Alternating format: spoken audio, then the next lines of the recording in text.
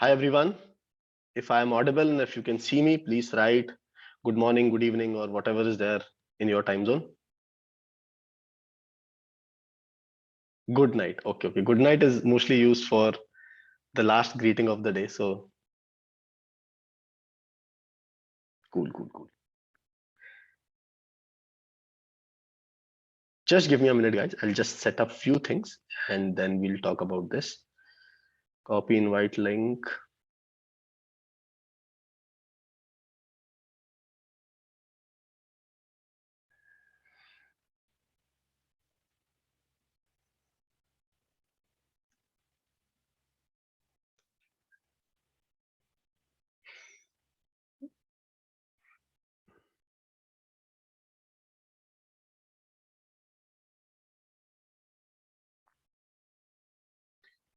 Yes, now I hope I am audible and yes, so now we are going to start. Okay.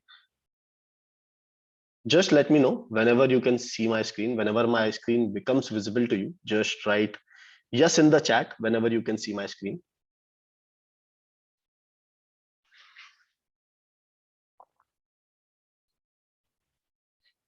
Yes. Okay, okay, okay. So now we are going to start today's session. Okay, so first of all, welcome to the session 1 of Technology 101 for product managers. This is a journey where we are going to understand what are the things that you need to know in order to become an efficient product manager. Okay, so although it is not like very much necessary, although it's not like a make or break condition, as in you need not to be very much well versed with technology in order to become a product manager, but it could definitely act as a catalyst. And there are certain kind of scenarios which I'm going to share with you today so that you can understand how understanding of technology has helped product managers and how it can help you become a more efficient product manager. Okay, so now we are going to start. Okay, so we are going to cover, so before we could start, just a small request to all of you that if you want to ask any kind of question, please make sure that you raise your hands first so that I can go ahead and maybe you can unmute yourself and I can ask any, or you can maybe voice out your opinions or ask any kind of question that you might have. Just make sure that you are raising the hand first before unmuting yourself, because of the size of this call, otherwise it will make very difficult to coordinate and deliver a good experience to you. Okay, so now we are going to move forward and we are going to talk about why to learn technology as a product manager. We are going to understand this. I'm going to give you some very specific example, as in example of product, how if there is a product manager, what is the technical understanding he should or she should have in order to become efficient at their job. And second is we are going to deep dive into the first topic that we are going to start with, which is how the internet works. Okay, so now talking about this, so first of all, let us understand what does a product manager do. Okay, and this is a very high level overview that this is a problem that most of the businesses face, which is a user needs X and the business builds Y, which is a user is looking for something, user is looking to solve particular kind of problem in his life, but the business does not have a very much understanding. Businesses has not dedicated enough time in order to understand their needs, and they are going with what they can build. Okay, so what a business can build versus what a user needs is different most of the times. Okay, and that is where product managers come in. So product managers responsibility is into three areas. One is discovering what the problem is, making sure that this problem is something that exists, it is useful, it is whenever you are going to go ahead and solve this problem, it is going to be very useful for the user, and also it is time bound, as in you would have seen so many products which were really good, which were very cool, which were very useful, but since their time was not there, that's why they have failed. Okay, so can you guys give me an example of any products which you think have failed? Any failed products? Example of any failed products? Yeah, you can write it in the chat. Yes, Google Glass is one product. Okay, yes, Clubhouse, maybe. Yes, yes. Google Plus, Hike, Skype. Skype, I think they are revamping it, so I won't say it is a failure. But yeah, so there are so many products out there which fail, and most of the time we see that there are so many things which could be done well in the product, and so either they were not able to go ahead and understand what the user has built, like what the user actually needs, or they were not able to, or they were very much before their time. Okay, as in although there was need, but the need was very latent, or there were not enough market that could address, that was facing the same kind of problem. So as a product manager, or maybe as any kind of business owner, your responsibility is to make sure that whatever you are creating is helping a user in some way or the other, and there has to be a sensible business model at place which would make revenue out of it. Out of, like, when you solve the problem, you should definitely go ahead and solve some kind of business use case. So this is it. Now, this is also a study which has been conducted by CBI Insights, which is like a very popular research firm around tech. So they have conducted this research, and it says that about 42% of the, like, most of the startups fail, and 42% of the time, the reason is no market need. As in, people do not need the kind of product that the company has been building, which like iterates with the kind of thing that we have shared. Okay, then talking about this, so how do product managers solve this kind of problem? Okay, because what happens is that we are mostly working on our strengths. Okay, we know that our company can do all of these things. Why don't we create a capability or a product or a solution out of this? Okay, but this doesn't work. So to make sure that product managers are understanding the problem well enough, this is a thinking model that we adopt. Okay, so as a product manager, you have to think in this particular structure. First of all, you have to think about the problem space, as in, if you have understood the problem correctly, there is an evidence that this problem exists. Okay, so first of all, you are going to start with the problem, and for problem we can do so many things. We can have user personas, we can understand users problems and goals, we can do problem prioritization, we can do market research, and there are so many tools and frameworks out there. So in order to create a user persona and understanding user problems and goals, you could have the jobs to be done framework, you could have 5W1H framework, you could have various kind of user journeys, customer journeys and all, which is not a part of the syllabus, but that is like important to know as a product manager. But we are going to limit ourselves to a different part. Okay, so you have to make sure, first of all, that as a product manager, you have to understand the problem space. Okay, which is, you have made sure that yes, I have understood the problem correctly. Okay, because no matter how good your solution is, if your problem is not good, like if you have not figured out a correct problem to solve, then the solution is going to fail most of the time, or you have to rely on heavy outbound marketing in order to make sure that your solution fits. Okay, so problem articulation is very much essential for product managers. Okay, and it talks about customer research, analytics, market research, talking to users, and doing so many things together. After that, the second part is when you have understood the problem phase. The second part is about solution space. Okay, now you are talking, you have gathered the requirement really nicely from the customers, and then you are going about talking about the specific things or the hard skill that a product manager has, which is about understanding or helping people create UI, UX, wireframes, doing with technology, as in what is the kind of technology that you should use, working with engineers, prioritizing your solution, as in what is the impact this solution is going to bring, whether this is the right solution. Okay, and what is the effort this solution is going to take from the technology team or from the design team or any other team.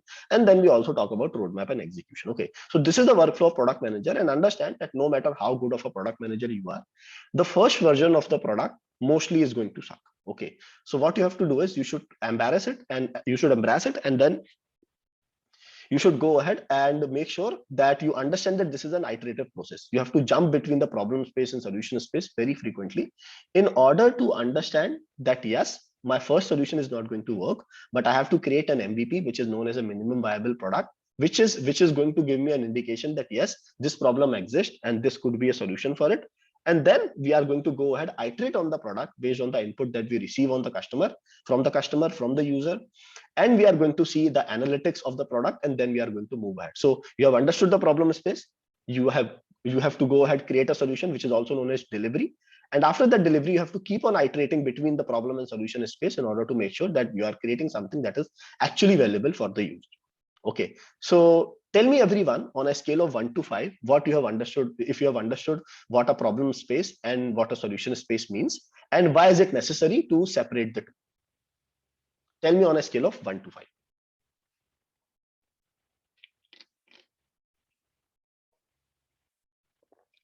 Also, just a small tip that whenever you are like, if you are aspiring product managers giving any kind of interviews, or if you are like also like product managers who are working into organization, understand that you have to make sure that you are understanding the problem first. Okay, most of the time we have seen that when we interview candidates, we ask them a question as in how would you go ahead and design maybe a dating app for Facebook. Okay, so if you have to include a feature of dating into Facebook, what you are going to do. Most of the time, they do not spend time in order to understand the problem, understanding the users, okay, and they straight away jump to the solution, as in this is going to be the feature, this is how Tinder works, this is what we can do. So that is a bad practice to have. Okay, as a product manager, you should be very good.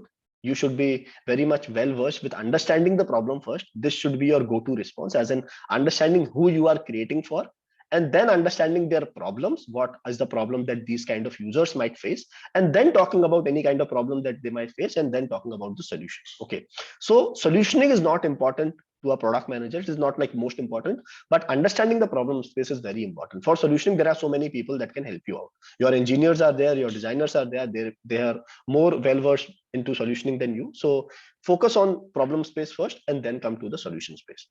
Now talking about this, so if you can note over here that this is a small part that we are talking about. Okay, solution. When it comes to technical understanding can help you with both the problem space as well as the solution space. Okay, if you understand that there are existing technologies which are not able to help the user, that definitely is a problem. Then you can go ahead and create some maybe a better solution with a better technology. Most of the time, most of the things that you are going to study in this particular session or in the group of session that we are going to conduct are going to talk about the solution space. Okay, if you really want to become an efficient product manager in the solution space, then understanding of technology is very good. It is going to make you very efficient, but understand that your main responsibility is this. Okay, so although without the understanding of technology also, you can also become a good product manager, but but if you want to become very efficient at it, if you want to create better solution, then you also have to understand this. And a major part of this is also technology, as in if you want to go ahead and deliver this product, if you want to deliver a solution, you definitely have to work with some kind of, you have to work with some kind of engineers, and to conversate well with engineers, you need to have an understanding of technology. Okay, so now I'm going to pause. I'm going to take questions from the chat, and then we are going to continue. So yeah, Yash has a question that can you please elaborate on why is it important to separate the two? Okay, it is important because it is like a very impulsive behavior of us humans to jump to solutions. Okay, so if you have constructed this in your mind, that yes, first I have to understand the problem. And what do I mean by understanding the problem? Understand who is the user who might face this kind of problem. Okay, who would use this kind of solution. Okay, understand what are the problems that they are going to face and whether their solution is something effective or not. So first of all, go ahead, understand the user, then understand their problems, then prioritize the problems. Okay, doesn't there could be 10 problems that the user might be facing, all of them might not be important, so you have to prioritize the problem. After that, you have to come to the solution, as in for one solution, then one problem, there could be multiple solutions. But in real life, but people who are not well versed with product management, people who jump to conclusion, what happens in those scenarios is that they are most of the time starting the solution and they try to retrofit their solutions into the problem that do not exist. Okay, so that is the problem. That is why we have to make sure that we are considering the problem space and the solution space as separate, and we are moving between both of them. But understand that you have to acknowledge that there is something known as a problem space. You cannot start with the solution space. You have to start with the problem space first. I hope that answers your question, Resh.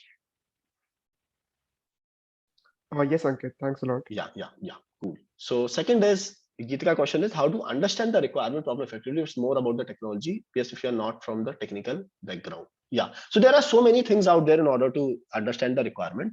Like right now, it won't be possible for me to like talk about any like most of these because of the length of the session. But maybe I'll include some kind of reading material which can help you out. To give you like a 1 or 2 line answer, I would say that you have to talk to the users, you have to do market research. There are like methodical ways to carry out both of those, and also to understand jobs to be done for the your particular user. So any other question, guys? If you do not have any questions, please write go ahead in the chat. Yeah, Priyanka has a question that how to know whether the solution is app. How do we retrospect? Yeah, okay. So in order to, so first of all, you have to first create, like, you have to write your hypothesis, as in you think that this is a problem. There has to be some kind of evidence, but most of the time you are going to understand that like evidence is not always possible. So for example, if you are trying out a new product, it is not possible for you every time to understand whether the demand for this exists or not. Although you can do research, but you cannot tell with 100% surety. So you have to create something known as an MVP. You have to roll it out in terms of the user. You have to check its usage, as in whether people are paying for it or not, whether people are using it or not. And after that, you are going to know whether you are in the right direction or not. So it's a very like a incremental flow that you have to adopt.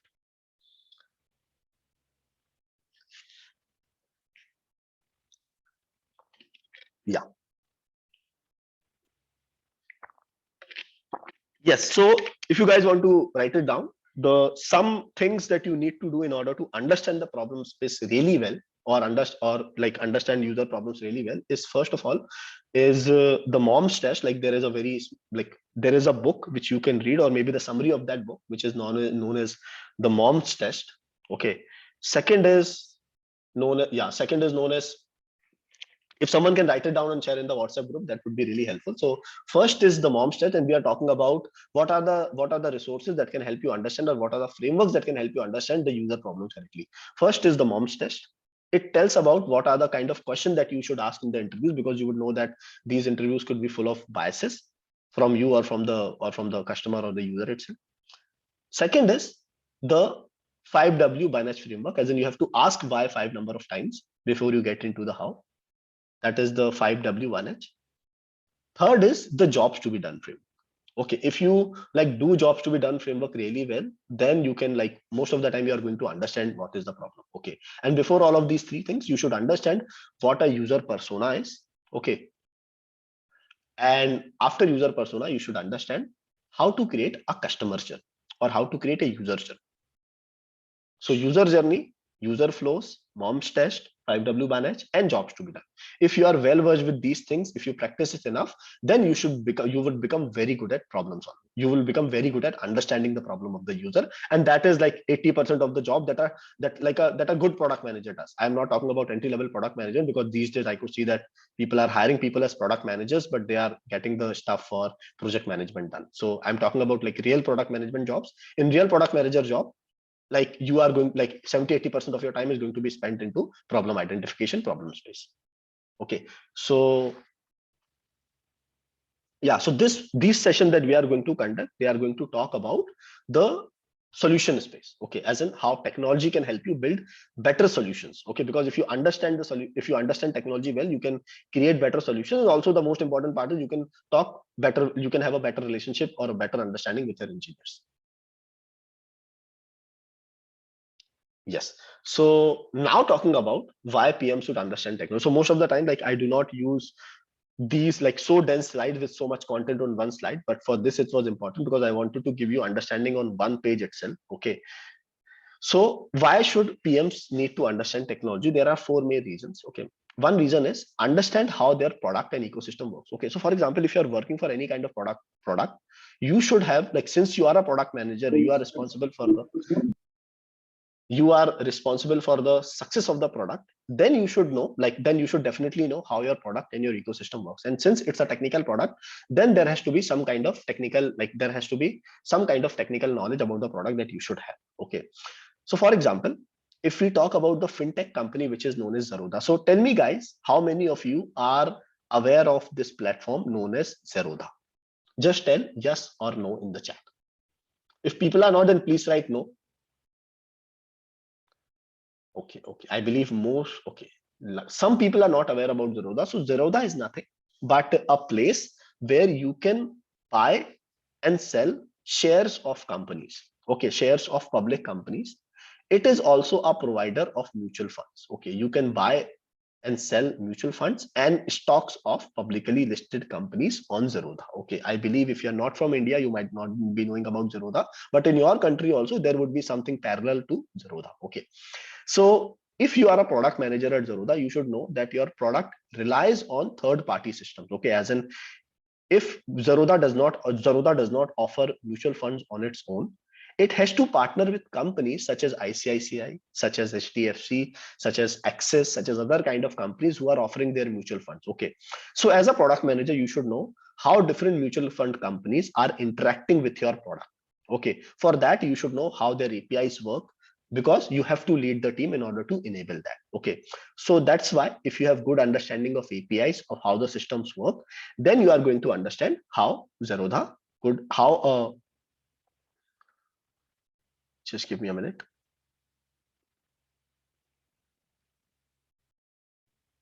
Yes, so for this particular use case, how this thing, so a good understanding of APIs or webhooks is going to work out. Don't be afraid if you're not understanding these words. By the end of 3-4 sessions, you are going to understand all of this. Okay, so now talking about another example, which is into edtech domain, which is a company Udemy. I hope most of you might be aware about it. Okay, so if you are a product manager at Udemy, you would know how video content you should know how video content hosting works, how you can make your content more immersive, how you can make sure that you are able to tell people what their progress has been, how you should be able to know how you can make the deliveries of these videos faster regardless of the bandwidth, because your users are going to use it from maybe 3G 2G or maybe some kind of low bandwidth area. So you should know how video content hosting works because your product depends on it. Okay, in Zerodha we need to understand how different fintech system works through APIs. Here you should know how video content works, so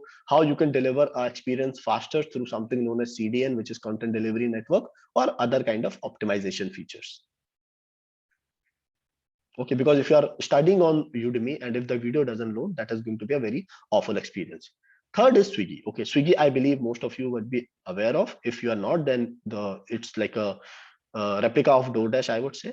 So Swiggy, for if you're a product manager at Swiggy, then you should know how real-time location works, because in order to go ahead and understand what are the algorithm that you need to apply in order to deliver the order as soon as possible to the customer, in order to deliver a good experience to the customer, you should know how these real-time location things work and what is the possibility. Okay, so you should know how maybe the GPS works, how you can integrate with the Google API. Okay, and what are the algorithms that you can use in order to make sure that your delivery people are not like underutilized and your customers are getting the orders at the right time. Then talking about GoIbibo, then you also understand that there are so many players such as GoIbibo, which is Booking.com, which is Kayak, which is Make My Trip. So these people don't provide flights. They don't have their flights by themselves. They are reliant on various kind of companies such as AirAsia, Air India, and other kind of things, which give them APIs so that they can have like a real-time price engine or a search engine of these flight providers. Okay, so understand that in all of these companies, okay, there is some or the other reliance on technology for product to work effectively. So if you have a good understanding of technology, definitely you can contribute well to your product team and create even better experiences for the user, which is the main responsibility of a product manager. Okay, so now tell me how being good at technology can help you understand your product and ecosystem. Okay, if the point number 1 is clear to you, tell me, like on a scale of 1 to 5, tell me how much is point number 1 clear to you.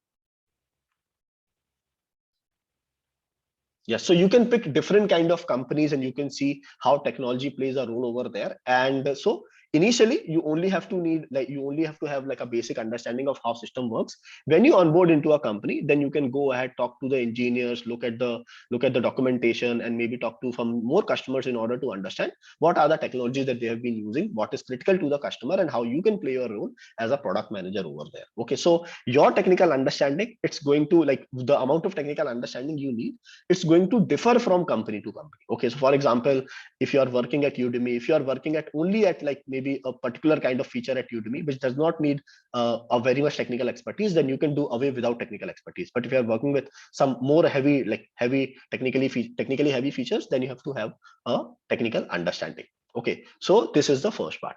Now talking about the second part, which is like the most important, which is empathize with engineers. So whenever you are creating any kind of solution, any kind of digital company, you have to make sure that you have to have a good coordination with engineers, because these are the people who are going to build ideas into reality. Okay, so talking about this, so how can a good understanding of technology can help you out? So if you understand technology, if you understand how the development cycle works, you can definitely coordinate better with your engineers. Okay, so you know how Git works, you know how they are going to plan their releases, so that it can help you out. If you know all of these things, it can help you out create a predictability, right? Second is so you can also understand, if you have a good understanding of technology and how the technical teams work, you are going to understand what problems engineers face. Okay, as in, if you have gone ahead and you have just, if you can empathize with engineers through these things, it can help you out. So for example, if you have told an engineer, just change the color of this button. Okay, for you it's just a change of the color, is just the change of the color of the button. For an engineer, it could mean a different kind of process altogether. So if you understand their problems of burnout, if you understand their problem of technical depth, terms such as these, then you can work efficiently with engineers. So a good understanding of technology can also help you understand the problems that most of the engineers face. Then there is third part, which is what it takes to convert an idea into the feature. So a product manager also has to work as a product operations guy, which means that you have to know what does it take to convert an idea into a particular feature or a product. If you are aware about this, if you are aware about how engineers work, definitely you can do a better job. And then this is the most important part, which is, as a product manager, you have to come up with timelines. People are going to ask you that when is the time then when I'm going to ship this feature to the customer. The upper management is going to ask you, the marketing people are going to ask you, even the sales people are going to ask you. You are answerable to them. So in order to create predictability of your team into your team, as in when this feature is going to ship, you have to work efficiently with engineers. And that is why a good understanding of technology and how the engineering team works is very much essential. Okay, this is the second part. Not talking about the third part, which is, and in this session, like in the coming session, we are going to talk about how technology teams work, what are the processes that they follow, what is Git, what is GitHub, and what are the changes that the product that an engineer needs to make or a developer needs to make when you tell them just change the color of this button. We are also going to understand what is a sprint, what is a scrum, and how can you, like, what are the practices that you can adopt in order to create predictability into your product team. Okay, so these are two things. The third part is, so there are two kinds of teams. Okay, one is definitely the tech team, which is the engineering team. Other is the non-tech team, okay, which is the marketing team, which is the sales team, which is the customer support team, and maybe your top management as well. So it is also your responsibility as a product manager to build an understanding into your sales team and other kind of teams, as in how your product works. Okay, so your sales team, it is your responsibility to understand, to make your sales team understand what are the limitations of your product, so that they do not go ahead and sell all kind of features which are even not possible. It is your responsibility of your tech team and your own product team. It is your responsibility as a product manager to help the marketing team understand the opportunities. Okay, so I'm going to take an example for this, as in, how many of you are aware of a platform known as Quora or Pinterest? Just tell me yes or no if you are aware of the platform Quora or Pinterest. Yes. So what happens in Quora and Pinterest is that, okay, so it's a like the product manager at Quora, they are very good at marketing, and also they are very good at technology. So if you know that whenever you search for something on Google, if it is a question, most of the time you are going to see that one of the top 5 answers is from Quora, okay, or from Pinterest. So do you agree with me? Just write Quora or Pinterest in the chat, as in whatever are the results that you frequently see. Yes, right. So this is like a very common thing. So what has occurred there is that these people have like gone ahead and created a immersive experience, or created a very good collaboration between the product, between the marketing, and between the tech. Okay, so the product team knows that when a user has to use Quora, they have to answer certain questions, they have to ask certain questions, they have to interact with certain kind of content, which is question and answers on Quora. Okay, this was the core product loop, as in, I am going ahead, I'm asking a question, then someone would answer that question. If I like that answer, I'm going to give it an upvote, and that is how the loop is going to continue. The second part is, so let's talk about Quora. On Quora, we have, so I have seen a question. Okay, if I am a subject matter expertise, I'm going to add an answer. Okay, and also if this is user A, he has asked a question, and user B, she has answered the question. Okay, this is how the product works, and this loop is going to continue, as in, I'm going to ask more questions, she's going to ask more answers, and these other things are going to happen. Now, how they have beautifully integrated marketing into the product is that whenever you create this, okay, they create a web page out of it, which is search engine optimized. Okay, which is a search and optimized page, as in it is ranking well on Google. Okay, so the tech team, the understanding of this particular technology, like how search engines work, has helped the product manager to work well with the marketing team. Okay, so he had an understanding of marketing, he has an understanding of tech, so he has gone ahead and created this kind of feature, as in whenever someone creates a content, it is going to create a page and rank really well as per the practices of a good search engine optimized page, and that is how they are growing now. So what is the growth loop with Quora? You are user number A, you have created content. Okay, now there is user B who doesn't know about Quora at all. Okay, so what they have done is they are going to search for their question on Google, and they are going to find from search engine a link of Quora. Okay, so this content has become a feeder to the search engines, and the search engine is again going to show a link to Quora, and this user, like B user who was not aware of Quora till now, he is going to get aware of Quora, and now he is also going to go ahead, maybe sign up, maybe create some content, maybe interact with other people, and the content is again going to get created, it is again going to get indexed on search engines, and the loop is going to continue. This term is known as growth loops. If a product manager is aware about what a product does, how marketing teams work, as in this case how a SEO marketing team works, and how does technology works, as in SEO is a combination of technology and marketing. So this is how they can create this. Okay, this is a very good example, Quora, as in how a good product manager can work efficiently with marketing team and technical team in order to cross-pollinate ideas and create products such as these. Okay, so Reddit, Pinterest, Quora, all of these content platforms have these kinds of loops. Okay, so tell me on a scale of 1 to 5 if you have understood how having a technical so tell me on a scale of 1 to 5 if you have understood this concept of a growth loop and how a product manager's understanding of tech can do wonders for a company.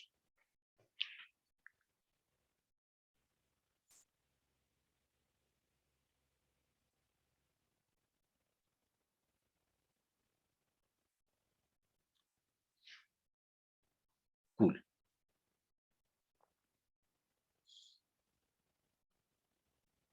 Yes.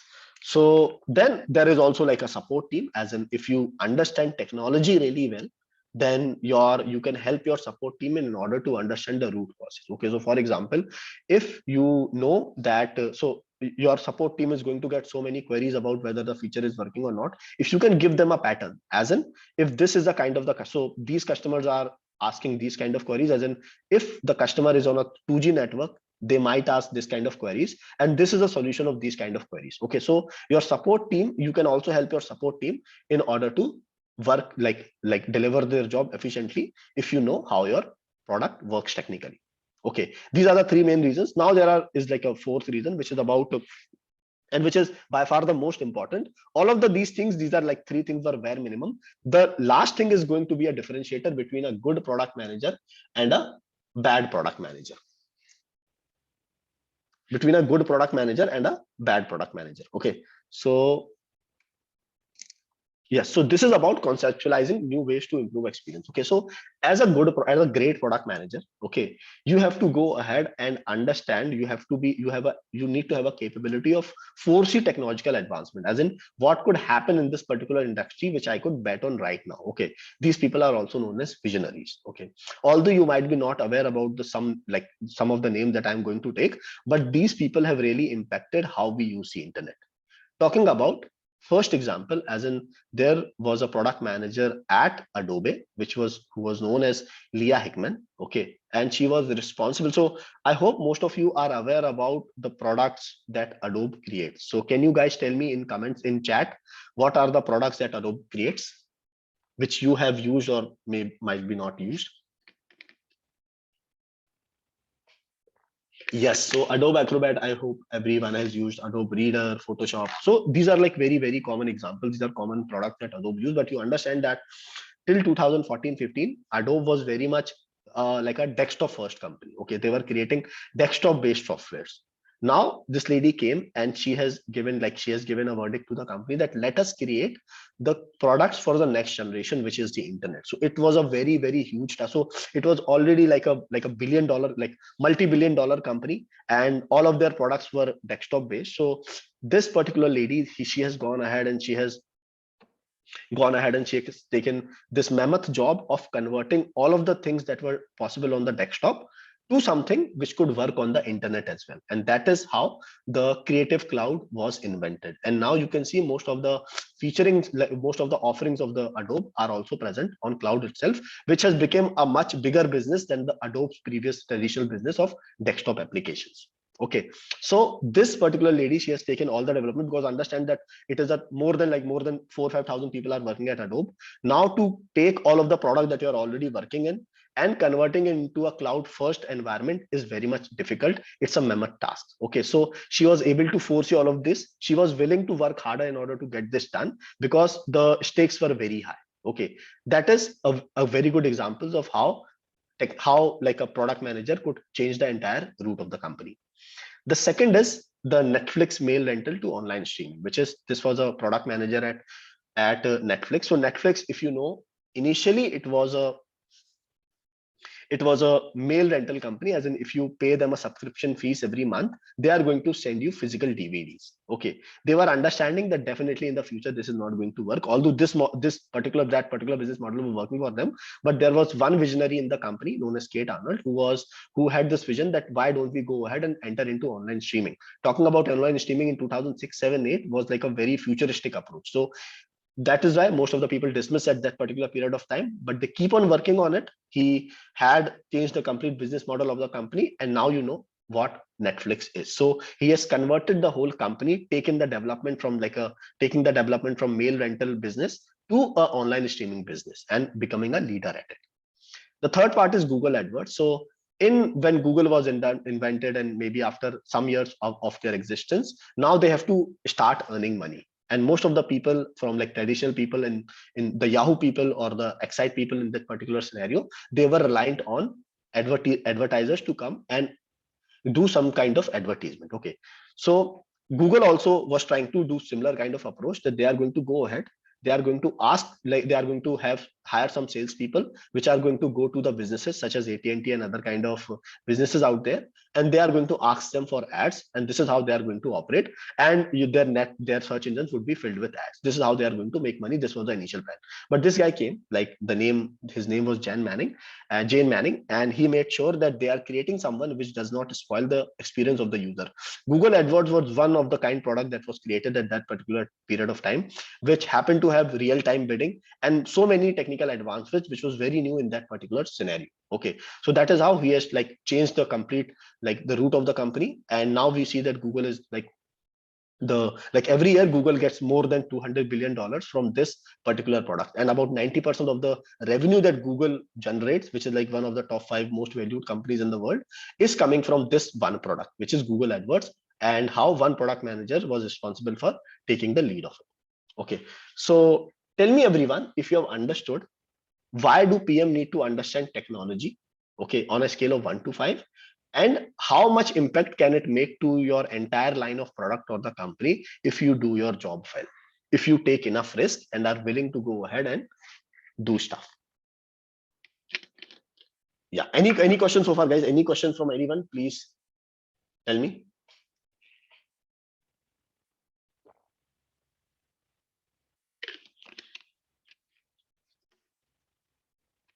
Yeah, if you guys have no question, please write go ahead in the chat.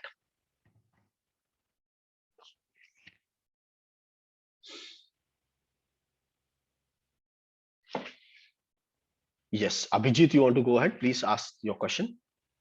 Yeah, hi. So I wanted to know if those people who do not have a technical understanding, are they mostly get into this understanding problem team? Is it so? Do we bifurcate them in a real job scenario?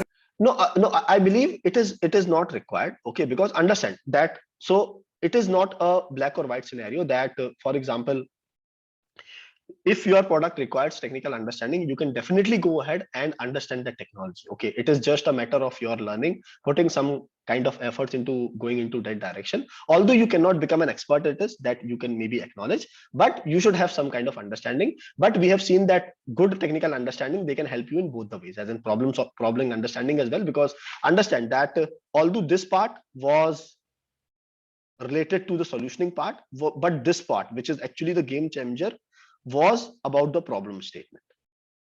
Okay, so good product managers, if you are good with technology, your use can be made in both the solution space as well as the problem space as well. I hope that answers your question, right? Yes, thank you. Yeah. Archit, you have a question, please go ahead.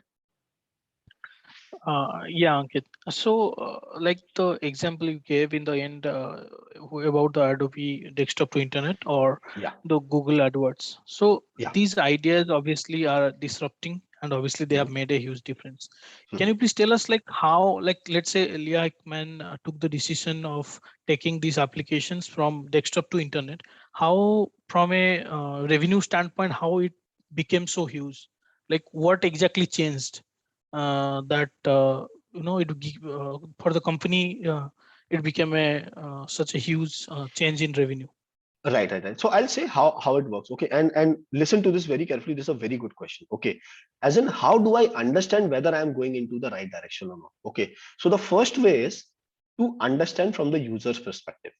Leah was able to understand that from 2014-15, people have started to use internet more than the desktop. So the most used software in any kind of computer, in any kind of mobile, is the Chrome browser, or is the browser, any browser it could be, but it is the browser. She was able to understand that particular trend because users are using this. Although we are good at creating these desktop application, but user doesn't care about this. Okay, so although user is not leaving us right now, but in the future they might leave, and we have seen how Canva has grown. It is, I think it is more than a 10 billion or $15 billion company right now. Okay, it was also like growing at that particular period of time. So if you are thinking from a user's angle, how user trends are going to be, what users are paying more attention on, how users are putting more focus on, and how is the behavior of the user changing, then most of the time you are going to take good decisions. Having said that, if you are taking so many like broad decisions in like so many like in so competitive or where the stakes are so high, then you have to have back your understanding with some kind of research. Okay, so Adobe has done the same.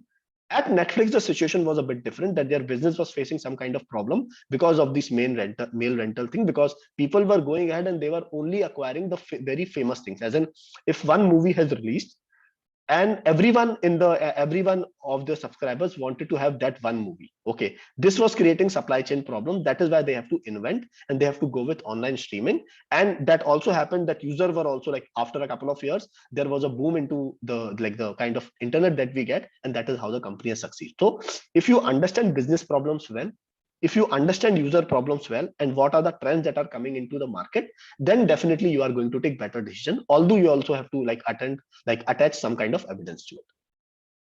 I hope that answers your question, Archit. Yes, it does, Ankit. Just one add-on, like want to ask. Yeah. I understand that understanding or finding out the early trends, obviously that generally makes the difference, or that's what is going to take you forward, the product. Yes. The second, the add-on question is like how the revenue gets generated. I understand that, okay, obviously the more users you will have, the more the product will be used and more revenues will be created. Is that the only way, or is there any other type of scaling in terms there of are revenue? other, okay, so there could be multiple things. Okay, there are two things that a company does. Okay, first of all, they have to grow. Okay, growth can be in terms of users. It could be number of although if you there could be number of growth. Sorry, there could be growth in number of users, and there could also be growth in number of features that the user is using. So for example, initially if you are making 2 rupees from a user, you can maybe increase it to 4, you can increase it to 5. That could be a revenue for the user. Second is the increase in terms of market share. What might have happened if Adobe has not adopted this particular desktop, this cloud feature, it might have happened that they might have disrupted. So they also have to protect their particular position into the industry. That has happened with Codec itself. So there are so many ways in order to in which you can understand the impact of your product. That depends from company to company or from use case to use case, but there is always a way to calculate how your particular feature or your particular idea is going to contribute to the business at large. Yeah, got I it. hope that Thank you. answers your question. Yeah, cool. Yes. Any other question from anyone? Yeah. Yes, so now we are going to move ahead. Yes, so now we are going to understand. So now we are going to talk about the real part of the session, which is how internet-based product works. Okay, why we have taken internet-based product initially, because most of the product that we are going to work on are going to be connected in some or the other way, and that is why understanding of like internet-based product would be a good foundation to start this particular program. Okay, so let us understand how internet works. Okay, so there are three parts. Okay, one is the client, second is the DNS, and third is the server. Okay, so whenever you go ahead, you open a website in your Chrome. Okay, that is known as a client. I'm going to give you like a very formal definition of client, but for that, bear with me. That is a client. That client could maybe ask for a domain as in linkedin.com. Okay, then that particular linkedin.com is going to go to something known as a DNS, domain name service, domain name server, and just give me a minute. Yeah, so this I could use other color as well. Yeah, so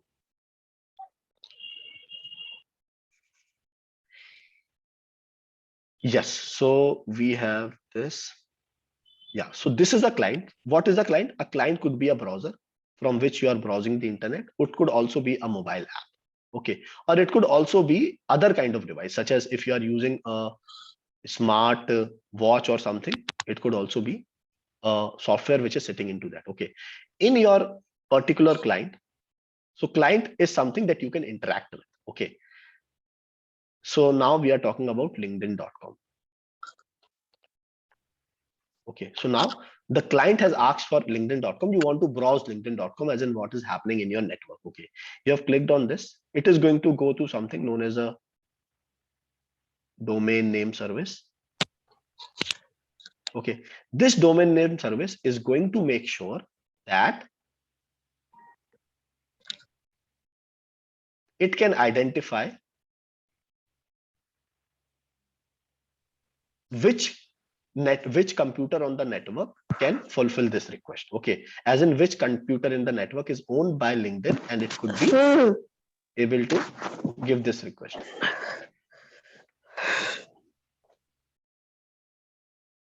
Just give me a moment, guys. Yeah, okay.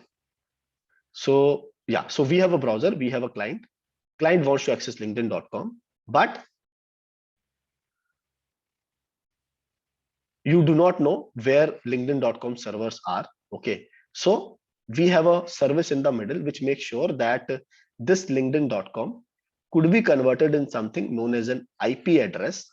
Okay, and this IP address is like a string of numbers.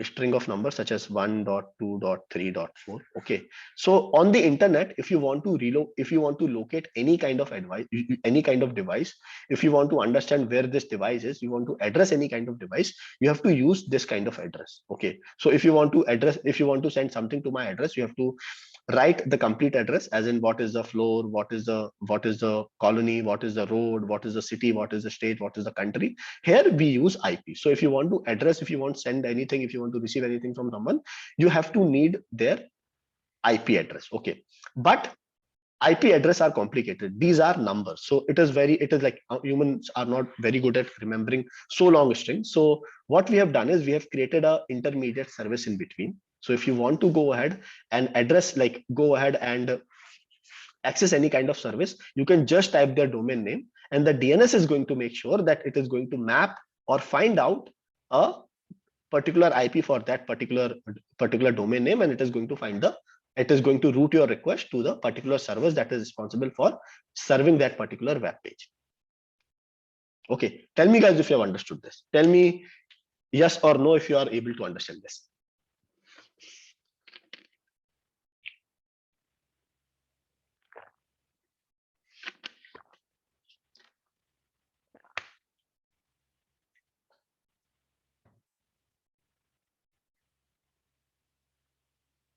it converts a domain to a IP address, not a URL. A URL is a complete thing. Okay.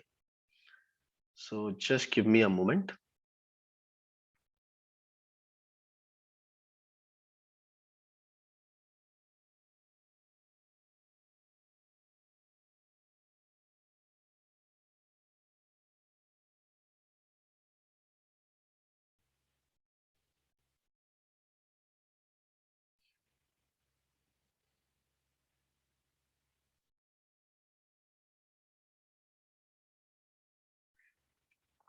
Okay. So here we are going to talk about three things. One is the client, one is the DNS, and then there is a server. Okay, I'm going to tell you how a typical system works. Okay, so here a client could be something that you can interact with. Okay, where you are getting the value of the product. Okay, so it could be an app, it could be your Chrome browser, it could be your mobile as well. Okay, so it depends on what you differentiate as a client. Your mobile is also a client, that app is also a client. Okay, so these are the things which you can interact with. Okay, this is the client. Then this client is going to make a request to the DNS, as in if I talked about, so if I want to get my profile on LinkedIn, this is my profile. Okay, linkedin.com/Ankit, and this is the first time that this client in a while is going to make the request to this server. So they have to first understand what is LinkedIn. Okay, which server is responsible for storing all the information about LinkedIn. So now they are going to find a IP address for it. Okay, and then it is going to route this to this particular IP address, which is owned by LinkedIn, or where the data is stored with LinkedIn as there. Okay, so this is it. And now talking about this, so the good analogy to understand DNS is your phone address book. Okay, so you might be having thousands of people into your address book, but you do not know their phone numbers, right? You know their names. Similarly, here we know the domain name, we know LinkedIn, we know Google, we know Facebook, but we don't need to remember their IP addresses. Why? Because that is already done by DNS. Okay, now the question is, how do this data transfer? So you know that internet is nothing but an internet interconnected network of these devices. They are either connected by wireless, such as Wi-Fi, they are connected by optic cables, or they are connected by the kind of wires that you see. And there are so many like different smaller things between the networks, such as which enable which is known as a network device, such as switch, such as routers and all. Okay, so all of this is connected, and whenever someone connects themselves to the internet, everyone gets an IP address, which is going to identify their address as in who they are. Okay, and this client is, if this is connected to the internet, they are also going to have their IP address. This particular server is also going to have their IP address, but the DNS is going to make sure that this particular IP address is related with some kind of domain. Okay, so I hope you guys have understood this. Now maybe I can take some questions from you. Okay. Even further, yeah, so Umang, we are not going to get into ports and all, so we are going to keep it a bit basic.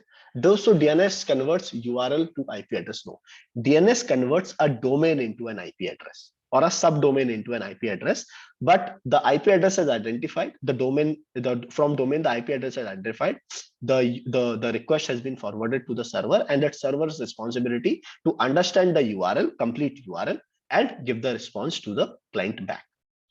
Second is, where does IP comes into play? So IP is used to address different servers. So if I want to talk to this particular machine, if I want to talk to Ankit's machine or to Yash machine, I need to know their IP address. Okay, then what is a server? A server is something that does all the job. I would say like it is going to accept the request, as in if you want to see linkedin.com's homepage, you are going to send this request to the server. The server will go ahead, like do all of the queries on its own, run some kind of algorithm and serve the web page to you, or serve the result to you. How does data transmit? I have already answered this. Are there multiple? Is there a default DNS that the client sends a request to. Yes, so that is already been carried by the default machinery of internet that we have, and it has been regulated by some of the like the industry leading players out there or the non-profit organizations that are there. Yeah, Tarun, you have a question, please go ahead. Yes, so just to make sure if I understood this correctly, so let's take example of LinkedIn itself. You will have for each and every click, or you go to a messenger or something, you'll have DNS searching for an IP and the server storing multiple IPs and then throwing back the data and then loading the page. Okay, so We can have multiple servers also then. yeah, some can someone answer this? Like if someone is from a technical background, can someone go ahead and answer this?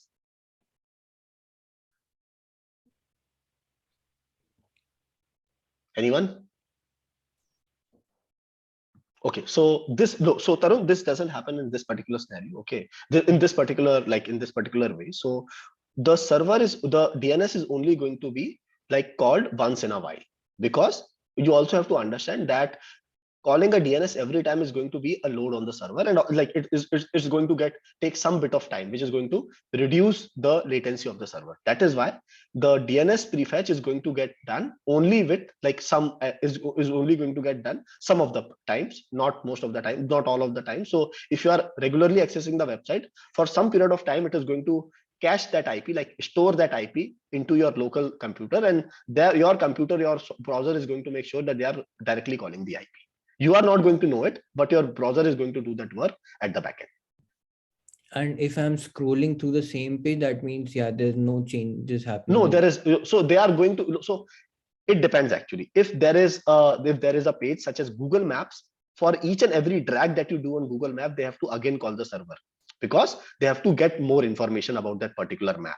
Okay, but for other static websites, such as if you consider hellopm.co homepage, once you like load the complete web page, it is loaded. It is not going to make additional requests. But for complex websites such as Google, such as LinkedIn, as you scroll down, as you drag here and there, it is going to get more requests from the server, and that is how it is going to call the server again and again. However, it is not going to call the CD like the DNS again and again. That is only going to get done once in a while.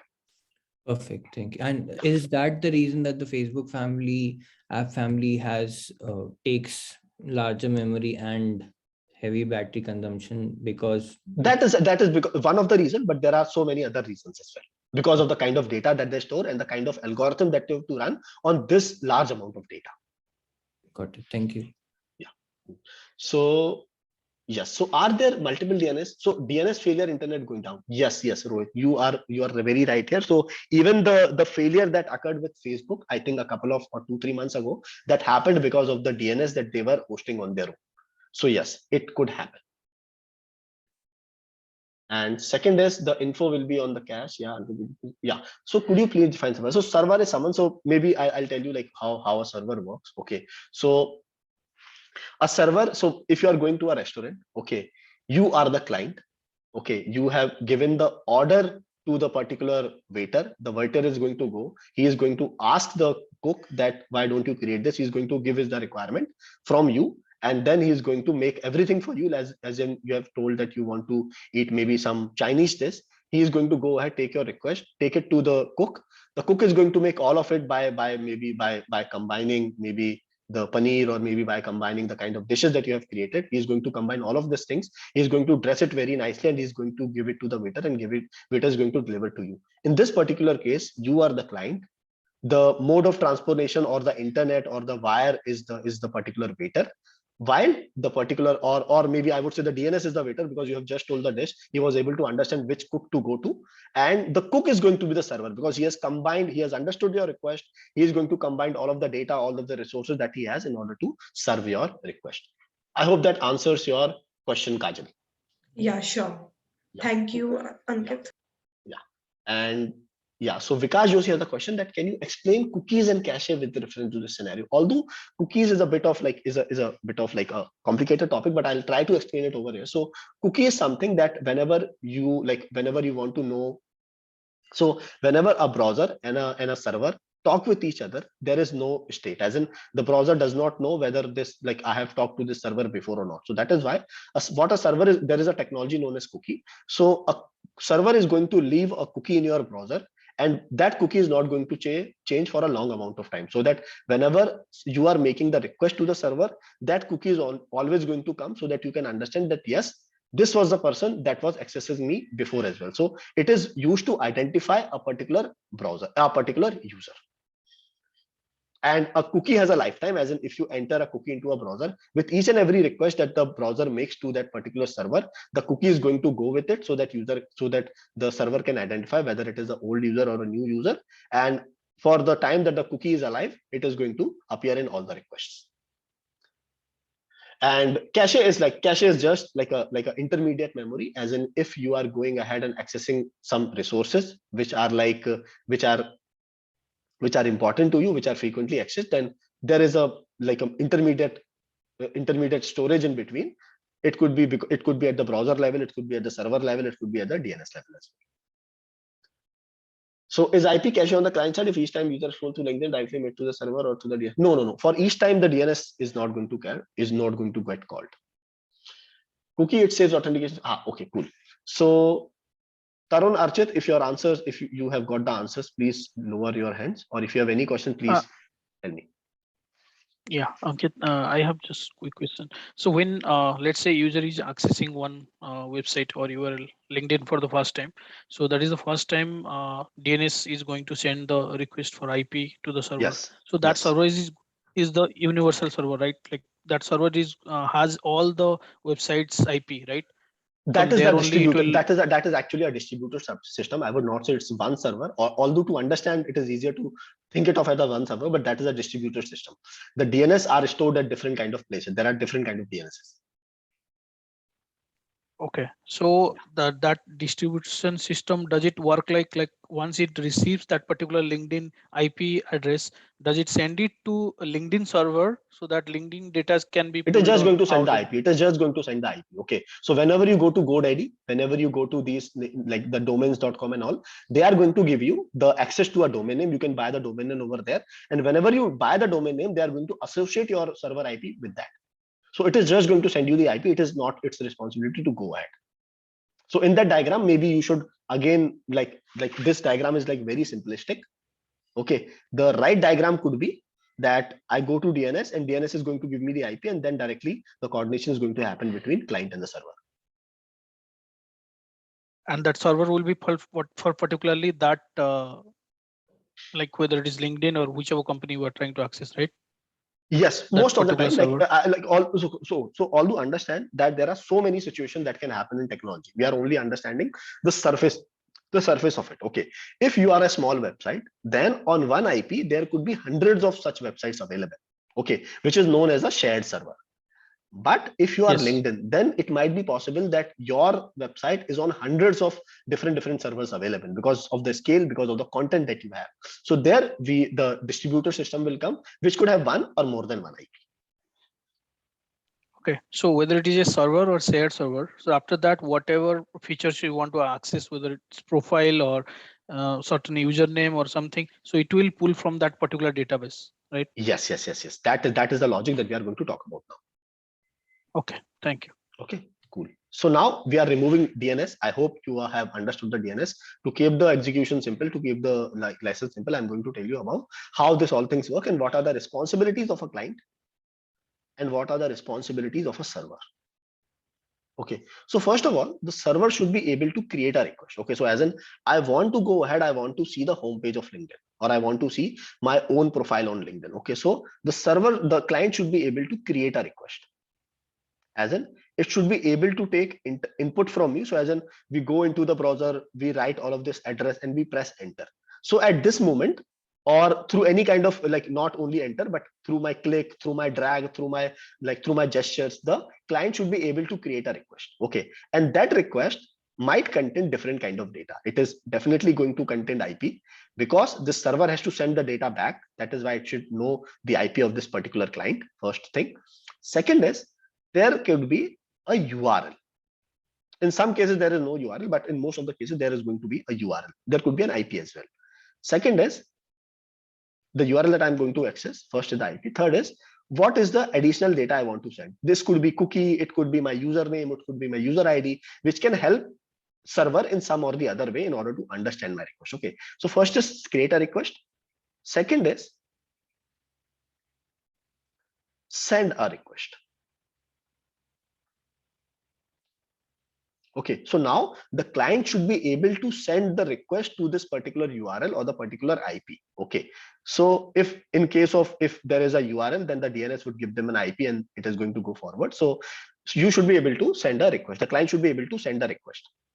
Once the request has been sent, the server comes into play. The server should be able to first receive the request. How the server would be able to receive the request? If it is connected to the internet. If they are not connected, then there is not going to be any kind of like the distribution, like the connection between them. So it should be able to receive the request.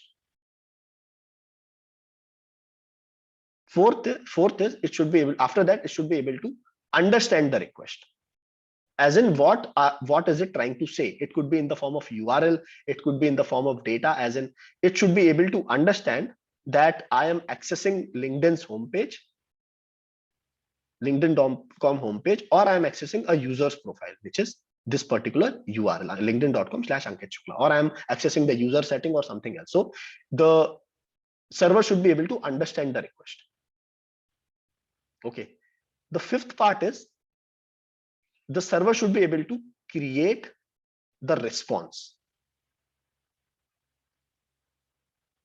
Okay, as in if I have gone ahead and talk about my own profile on LinkedIn. So first of all, I have to go ahead. So there could be different kind of scenarios. Okay, I might be a logged in user, I might be a logged out user, or I might be a different user other than Ankit Shukla. Okay, so if I am accessing my own profile, then you know that if I am accessing maybe someone else's profile, maybe if I'm accessing Archit's profile, then you can see that his public profile is going to appear to me. Okay, if I am logged out, okay, then different kind of profile is going to appear to me. That profile is going to appear the same, but there would be a login or sign up button at the top of it. Okay, so let me explain it to you in a bit more detail. So for example, I am accessing Archit's profile. His profile ID is maybe linkedin.com/Archit. Yeah, people, tell me if you have any issues with this writing. Are you able to understand? Tell me yes or no. Yes. Okay, so this is the URL. Okay, now I am going ahead, I have typed this URL into my browser and I'm going to click. Okay, what will happen is that there could be three scenarios. Either I am logged in or I am logged out.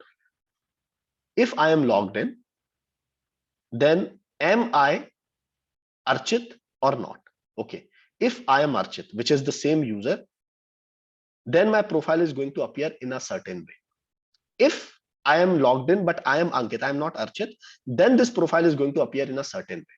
Okay, because I'm not going to see edit button over there. But in my profile, I'm going to see an edit button. Then comes to logged out. If I'm a logged out user, then his profile might appear or might not appear, but there will always be a sign up form, as in why don't you sign up on LinkedIn? It is going to motivate me. Okay, so these are the situations. So a server should be able to understand this request, as in what is happening. How will it find whether it is a logged in or logged out user? It is going to find from the data that we are sending. Okay, it is going to contain the state, it is going to contain the username or the user ID or the email or something that can help help the server identify what this user is. That is the first part. How does it going to know whether the request is for the profile? From the URL. Okay, and now these calculation that we have done right now, okay, on the basis of data that the client has sent us, this is a part of creating the response. So it is going to understand it. It is going to, there would be a database. In this database, it is going to find who Archit is. Okay, what is his image? Like what is like the image, as in the JPG or the PNG that he has? What is his profile information? Has he done very recently on LinkedIn? It is going to collect all of that information from the database, from the algorithms. Then it is going to go ahead and create that in the form of something that the client can understand, which could be HTML in a website scenario, or maybe XML or something else in the app scenario. So it is going to create a response. In most of the default cases, this response has to be in HTML. There are other cases as well that we are going to talk about in more detail later. So it has created an HTML. Now it has to send the response. Okay, so client has created the request. client has sent the request, server has received the request, server has understood the request, server has created the response by using the data and the availability of information that it has. Now server has to send the response. Now again, this will come to the client. The client has to receive the request, receive the response, sorry. And in order to receive the response, there has to be like an IP or something which is active on the internet. And eighth part is, which is the important part, the client should know how to paint the response. As in, if this is understandable to the client, then only the client can go ahead and it can convert all that data into UI, as in the buttons, the images, the links, the text, the colors. Okay, this is the responsibility for the browser. Okay, so now understand here, this sending the request part, receiving the response part, painting the response part, okay, creating the request part. Okay, this all is like automatically taken care of. You just have to go ahead and make sure that you are sending the right URL and data. This is the work of a front end developer. This all is what happens on the client is known as the front end, because we can see it in the front. What happens is the server is known as backend. And receiving the request is optimal. Like most of the default servers that you are going to use, whether it is Apache, whether I'm just going to take some jargonic words, so which is Apache, which is Nginx, which is other kind of node server. They know how to do this. This is very out of the box like service that you are going to provide it, but you have to make sure that your coder or your technology team knows how to understand the request, how to create the response. Sending the response is also a very easy task, which is going to take care by default by any kind of server software that you use. Okay, so now this part which occurs at the backend at the server is known as the backend part. This part is known as the front end part. Okay, this is how it occurs. Now, this was so much information. Tell me on a scale of 1 to 5 if you have understood how this all works. Tell me on a scale of 1 to 5.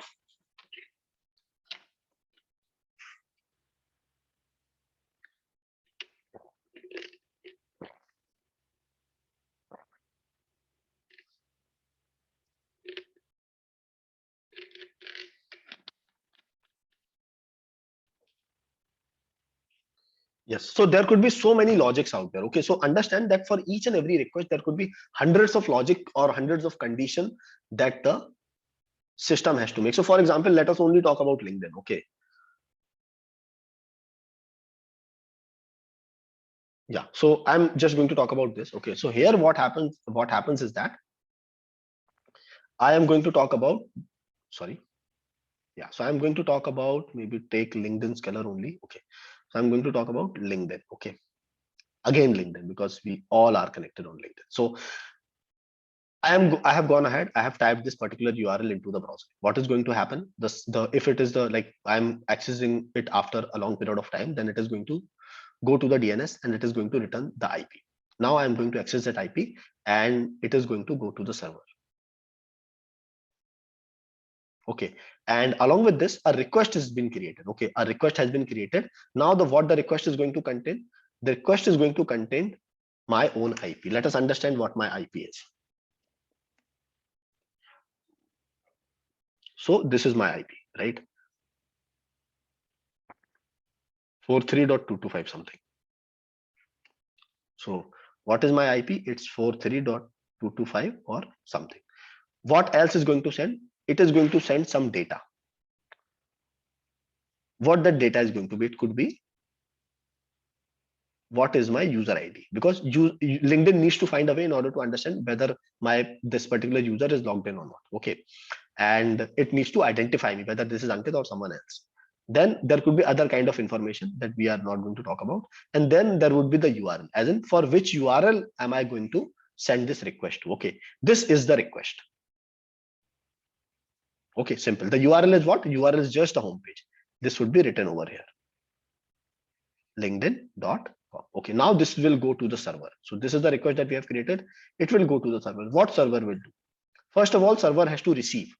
So server should be connected to the internet. If internet is not there, then there is going to be an error. Okay, so the server would be down. If server is down, then it is not going to get connected and your service is not going to get fulfilled. It is going to say that I cannot find a website or something. Then after that, like once once we have sent the request, now we have to understand the request. Okay. In order to understand the request, it is just going to find that this is linkedin.com and this is user ID. And there would be some or the other kind of program that a developer might have written, which is going to handle this, understand this, and create a response. So we have understood the response, what it is trying to say. And now we have to create the response. Okay. And in order to create the response, what will happen is that there could be multiple scenarios. So I am trying to access linkedin.com. Okay. So it is going to first find out whether I am logged in or logged out. Okay. So if I am logged in, if yes, I am logged in, then my home page is going to come. And how does the home page is generated? It is going to go to the database. It is going to find who are the people that I follow, what are the pages that I follow. And if they have done something very recently, then it is going to collect all of that information, put it in the form of an HTML, and then send it back to me. That is the first scenario. Okay, if I was logged in, yes, this is going to happen. This is a very fairly complicated process. So many algorithms have to run over here, but that is the job of a server. Second is, no, I am not logged in. Now it is going to find where this user is coming from. So in data, we might have, so from IP also, and from some data that it might have sent, it can identify my location. So if I am from India, then maybe my homepage would be like, they would just send me like a plain homepage where it would be written that, why don't you sign up on LinkedIn? These are the benefits of LinkedIn. Then it would be in English. Okay, so it would fetch the LinkedIn English homepage and it would send it to me. If it is not there, then maybe I am from Spain. Then it is going to fetch a Spanish version of that homepage and it is going to send it to me. It is going to send in something known as an HTML. That HTML is going to be go to to my client, and it is going to paint all of the things that are out there. So in HTML, your developers should know what HTML is, and the browser should be able to recreate whatever they have received from the server in the form of a response. Yes, so people who have told me 4 or 3s, can you tell me now where your understanding is? Where your understanding is right now?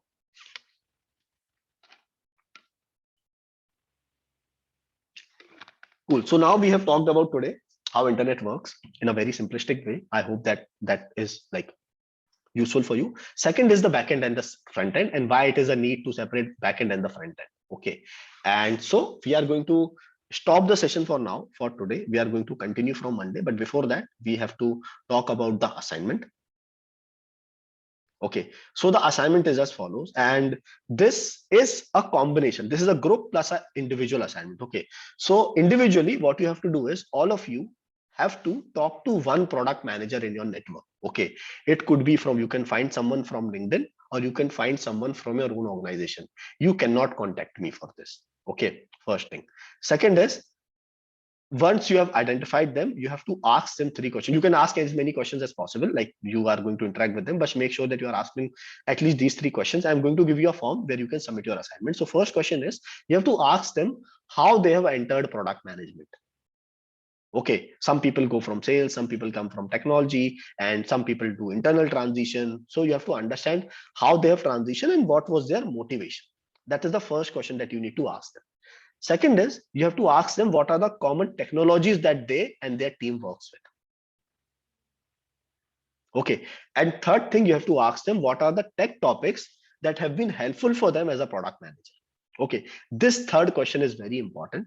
Okay, because if we believe that there are some additional things coming, we are going to include that in the syllabus as well. And also it is going to give you a surety that yes, we are going to work on some things that are going to be useful for you. We are actually learning things that are useful for you. Okay, the deadline is Monday, 17 Jan. Once all of you have submitted your assignment, okay, once you have all of you have connected to like 2 people, then you have to, maybe you can, like in your own group, in your buddy group, you can do a group discussion by yourself. That is also going to add some kind of value, as in you have understood, if there are 4 people in a team, they have talked to 4 different kind of product managers, then your insights are going to be very helpful for you as a aspiring product manager. Okay, so I hope you guys have understood the assignment. I'm going to share a link to submit the assignment in the group as well as the email, so that you can go ahead and submit. Understand, all the recordings, all the resources are going to be made available very soon. But before you leave, Okay, the recordings and everything, the assignment and everything will only be made available for people who are going to submit the feedback. So yeah, so you have to go ahead and you have to, I have shared the feedback form in the chat itself. Go ahead and fill the feedback form. People who are going to fill the feedback form are only going to receive the reading materials, the recordings, like the reading material recordings may be available for everyone, but the reading material and the assignment submission link will only be made available for people who have submitted the feedback. So make sure that you spend 2 minutes of your time in order to submit the feedback. Very important. Mohana's question is, if someone is already a product manager, then go talk to other product managers. It's easier for you. You might have like other friends who are product managers. It would definitely improve your understanding. Yeah, so please go ahead and submit this form. Okay, if anyone has any question, I am available for next 5-7 minutes. You can ask any kind of questions over here related to the session as well as other general things about career or product management.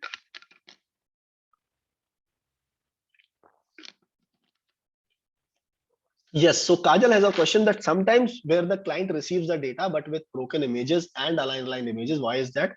Which step may have gone wrong? Yes, so I'll leave you to Kajal. So you have understood all of these things. Okay, how would you answer this question? What do you think might have gone wrong over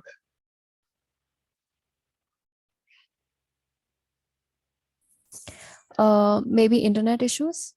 Yes, correct. Internet issue, it could definitely be something, as in the image, the size of the image was very high, but your internet connection was not very good, so it was not able to take the whole content, take the whole data, because understand that image is also a data, so it was not able to sustain that. Okay, or the data that the server has sent. Yeah, the data that server has sent was also corrupted, although the image is not at this position, they have given you the wrong URL, or the HTML was not correctly created. Okay, thanks. Yeah, no one feedback from no. So everyone has to submit their own feedback. No one feedback from every team. So everyone has to submit their own kind of feedback. So Priyanka has a question that any good books or resource for studying frameworks. Okay, so first of all, I'm going to tell you that don't study framework just for the sake of studying them. Okay, because they don't help out much. So there is a very good website known as productframeworks.com something. Just let me see if I'm typing the correct name. Product frameworks. Product-frameworks.com. Okay, this is a website that contains like all the framework that you need to know as a product manager. But understand that don't just like go ahead and learn as many frameworks as possible, but go ahead and understand the frameworks in detail. As in, take one day, understand the framework, and try to implement it with so many products as possible. Build a mental muscle around it. That is how you have to implement the framework. Yes, Ravi Shankar, one feedback from each team. No, feedback from everyone, not only from the lead, but feedback from everyone. Client issue, browser compatibility, cookie turned off, PM exercises. Okay, coming from a sales background, how effective can one pivot to PM domain? Yeah, Kuldeep. So product is one of the domains where you can see an overlap between what you do right now. If you're working at any kind of tech or non-tech company, you can definitely see an overlap between what you are doing right now and what a product manager does. So product management is nothing. It's just a combination of different kind of skill set, different kind of domains altogether. Okay. So you have to understand what your skills are, and it is definitely possible to move from a sales domain to a product domain, but just understand that you need to have certain kind of subject matter expertise. So for example, currently you are working for, I'm just considering, I don't know about your background, so I'm just like giving it a shot that let us suppose that you are working for a SaaS based company. Okay, SaaS based company which is into marketing automation, for example. Okay, so now you understand customer who are coming from this particular background, so you can go ahead, find out for companies who might be willing to give you a chance as a product manager once you have understood product management in a bit more detail. So build your understanding of product management, find out similar kind of companies in the same domain, so that your subject matter expertise is also going to be valuable, because you understand customer, because you are in sales, you understand customer, and that is how you are going to contribute, because as a product manager you also have to have a good kind of customer understanding. Know your strengths and then jump into product management. Internal transitions are also possible. We have seen sales people transitioning into product management. I hope that answers your question, Kuldeep. Second is, Kshitij, I'm not sure if we are going to cover this in upcoming session, but what is the roadmap to do market research? Yeah. So Kshitij, we are not going to cover it. This is a very small part. This is technology 101. So in the bigger session, we are going to, like in the bigger course, we are going to cover it. But unfortunately, I've given you some of the indicative pointers before we started this session. So I think that should be able to help you out right now. What will be covered in the next session? The next session, we are going to talk about technology stack and maybe touch upon databases as well. Hey, Ankit, I had a question. How does this client-server interaction gets impacted when we're operating when we're using applications like simple mobile applications rather than Yes. a website on like a browser or something like that? Right. So that's a great question, Saurabh, and someone should have asked it. So first of all, what an app does is, so app is not so most of the things are going to remain the same. Just understand that you have the possibility of customization in the apps. Okay, so here the server, your app should be able to, your developer should be able to create and send request through your app to the server. Okay, and the major important differentiation between these is that the response that the kind of data that the browser can understand is HTML. While for app, it could be different. It could be HTML also, it could be XML also, it could be JSON also, it could be entirely different kind of language as well. So when you're creating an app, it is under your purview, it is under your responsibility or your own power to choose what your app can understand. But for browser, you have to follow certain kind of things. So browser is just an out-of-box solution, while an app is a customized version. That's it. So, yeah, when you say response from server could be HTML or JSON, like any consumable data format. Yes, correct. Okay. But your app has to also make sure that your developer has to make sure that the app can understand it. Yes. Yeah. So Ankit has a question. How do we conduct user interviews in problem states, and what type of question do we ask? Is there, yes, MOMS test, 5W1 H, jobs to be done are the frameworks that you can use. Yeah, Kajal has a question. Ankit, I am from economics background. MA from Delhi School, working as a senior business city. What kind of product role should I focus on? Yeah, I think you can focus on like generic, don't focus for technical product manager roles, but you can focus on generic product management role, which is the business product manager role. Like most of the product manager position that you see are going to be the one that you can apply to. Just don't apply for technical product manager roles yet. Yeah. And since you are already working as a senior business analyst, I think you should be very good at discovery or at delivery. So you can maybe take it ahead from there. Sure. Okay. Thank you. Yeah. Ankit, another small follow-up question. Yeah, Saurabh, please go ahead. You replied this. How does client-server interaction actually changes when you're dealing with an app? So, can you fundamentally like that? I know that when a development happens for a specific app, then the engineering team actually focuses on the mobile app version, the web version, and like the iOS version, Android version, and all. So from a 10,000 feet view, the client server interaction for a same app, for example, the LinkedIn example which you're focusing. So I open LinkedIn from my mobile app. I open from Chrome browser from my desktop, and then I think of opening it from my mobile browser.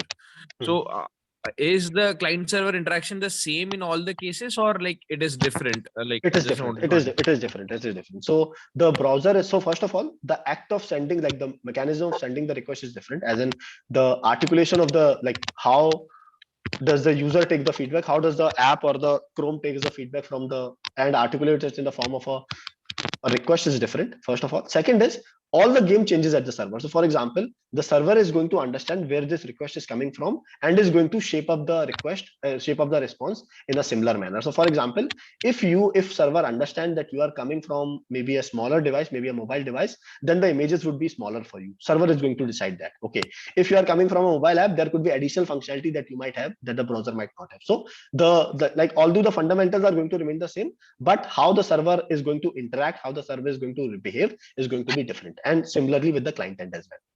So tell me one thing, just it is the server which decides the response, or they send the same response, and the point 8 where you responsibility point number 8 where it could be at the both end. It could be at the both end. So there has to be a contract. There has to be a contract between the client and the server team, they have to understand first, they have to beforehand decide what is a server, what is the thing, what is the kind of response that the client is, the server is going to send to the client, and client has to be ready to go ahead and consume it. Okay. Okay. So okay, so this is this API contract between the front end and back end, correct? Or what Yes, is yes, it? yes, yes, yes, yes. API contract is a very specific word, but there has to be like some kind of contract. Okay, fine. Yes. Thank you. So Aditya has a question that how to create roadmap and execution plan for the solution from technology point of view. Yeah, that's a very wide topic, Aditya. Maybe I could add some resources that can help you out. So the roadmap depends on what the goals of your companies are, what your OKRs are, what you want to achieve, what your KPIs are, and after that you are going to go ahead and understand what you need to do, what your roadmap is going to be, what you are going to prioritize using different kind of frameworks out there. And then you are going to talk to your engineering manager or your CTO or your tech lead in order to understand what would be the best way to, or what would be the right time that would take you to deliver these kind of things. Any resources on topics that can dive deep? Yes. So if you guys are willing to, like, if every one of you is willing to deep dive into these kind of computer science topics, I think there is a course on YouTube, free course, which is known as Harvard CS50. Go there. I think there are like 10-12 lectures of 1 hour each. So if you can spend time over there, I think it is a long weekend for everyone. You can go ahead and spend time over there, which is going to help you out. You are not going to need any kind of other resource if you do this really well, if you do that particular course really well. Hey, Harvard Ankit, CS50 is the name. if at all I could have a go on this question, this how Sure. to prepare roadmap and execution plan for the solution from technological point of view from Aditya. Yes, If, yes. I think like- Aditya is not at all present in the call right now. Oh, okay. So, but if at all some freshers are there, just wanted to like tell them, like, presently, I'll just give you share a small example. So presently I'm working as a PM with Ola Electric. So see, ऐसे कोई मतलब technological road map पहले से खड़े नहीं रहता है कि हम मतलब बनाएंगे तो IBM का स्टर्लिंग यूज करेंगे, SAP यूज करके करेंगे. There is nothing as such pre-decided. So what is मतलब what is feasible in the limited time you have? Like for example, for Ola, you know, like the deliveries of the scooters are very late and all. We didn't have a fulfillment system. You won't believe that 3,000 scooters are being presently delivered across India, and we are fulfilling across 30 odd states using a Google Sheet. We have entire the central warehouse, say state distribution center to the end user. The vehicle movement is happening. It is being captured on a Google Sheet. From there, we have created an agent dashboard where we are capturing the different statuses, and that because that dashboard is linked to our backend. From that you are able to get the status. Your vehicle is dispatched, registered, and all. But see, that is what we are doing now. But SNE will go on with this. We are actually on the side. We are working on another project that is creating a fulfillment product end to end, which will be there in a matter of 1 year or maybe something. But till that time, we have to go ahead with this. तो it's like it depends on you. मतलब अगर आपको एक छोटा सा commerce website करके आपको T shirt बेचना है, तो you can make it on WordPress, and nowadays this no code and everything is very popular. But if you want to make a sort of a full-fledged Myntra sort of a website, तो वो आपका technological decision है. आपके पास कितना time है, कितना go to market, कितना जल्दी करना है, क्या करना है, कितना फंडिंग है, क्या है, तो उसके ऊपर है. तो ऐसे नहीं कि कोई मतलब पहले से कोई डिसाइडेड नहीं रहता कि हम पूरा मिंत्रा बना के डे 1 से शुरू करेंगे या स्विगी बना देंगे. शुरू तो आप कैसे भी कर सकते हो. मतलब व्हाट्सएप पे भी आप ऑर्डर ले सकते हो खाना अगर अच्छा बना रहे हो, तो वो आपका टेक्नोलॉजी हो जाएगा. तो mostly मतलब just to add to what Saurabh have said, the initial question was how do I create a roadmap by understanding what are the things that you need to build, or how do I prioritize, what are the things that I need to have in version 1 versus version 2, these kind of things. Okay, so you have to understand that yes, most of the time practically, like ideally you would want to go ahead and do all of the things best from day 1, but practically that is not at all possible. So there is a concept known as MVP, as in you are going to go ahead, there are certain kind of assumptions that you might have taken, as in this is, if this happens, that means that we are in the right direction. You have to build a product which just satisfies the basic assumptions of the product or most risky assumptions of the product. For that, you have to create an MVP. For Ola, it might be that yes, we have to make sure that whether this thing works or not. So they wouldn't have like prioritized for the fancy software, which could be fulfillment software and all. They could do away with the Google Sheets and all. That is what they have done. It because like when you are shipping any kind of product, the speed of shipping also matters, which can be done with these kind of out-of-box solutions which are available. So yeah, so now we can go ahead on the next question, which is by Ria. how would a PM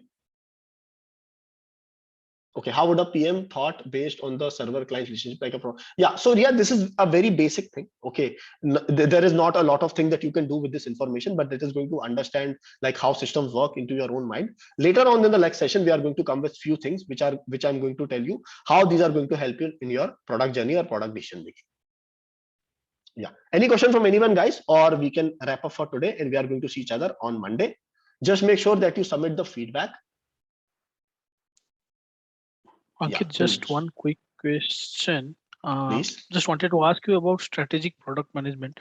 So is there any resource you can suggest? Like the kind of work I do right now, it's more into execution, writing user stories, those kind of stuff. So I am obviously I'm looking forward to work in strategic space in future. So I'm just wanted your suggestion, like is there any resource or you can suggest? Yes, I can definitely go ahead and share some resources with you. Like along with the reading material, I can share some resources which can help you understand how product strategy and other things are right. Yes, like mostly market research or from the ideation stage to how you test the product, MVP, all those stuff. So yes, in that so I would say like the thing that you're talking about, the marketing or the how to do MVP and all, these are actually the execution parts, not the strategy part. The strategy about how you should direct a company in a particular direction, what you would do, how would you determine. So I can like share resources in both of the scenarios. When you get about the specifics, that is the execution. When you talk about like the direction or you talk about what you need to do, then it is about the strategy or the vision. Yes. Cool. Okay. Cool. Thank you everyone. Bye. Have a very happy long weekend if you have one. Bye. Thank you. Take care. Thank you Thank you everyone. Bye. Hey, thanks, Ankit. Bye. Thank you everyone. Bye.